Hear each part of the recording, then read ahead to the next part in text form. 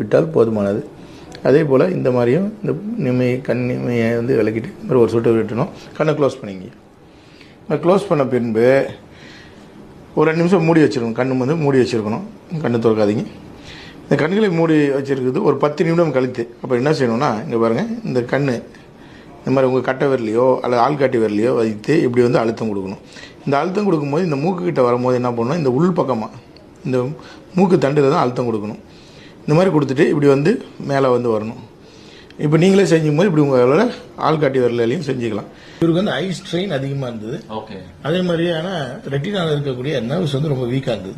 So நம்ம சித்த மருத்துவர்கள் அதை அனலைஸ் பண்ணி அதுக்கு என்ன மெடிசின்ஸ் கொடுக்கணுமோ அதுக்கு தகுந்த மாதிரி மெடிசின்ஸ் கொடுத்தோம். நம்ம ஆண்டவர் தைலத்தில் வந்து என்ன ஒரு இம்பாக்ட் வந்து கிரியேட் ஆச்சு அப்படின்னு கேட்டிங்கன்னா, இவருக்கு இந்த வயசு ஆகிறதுனால வந்து சாலை சொல்லுவாங்க. அந்த மாதிரியான அதாவது கிட்ட இருக்க பொருள் வந்து அவரால் சரியாக ரீட் பண்ண முடியாது. அதே மாதிரி லைட்டோட சென்சிட்டிவிட்டி ட்ரை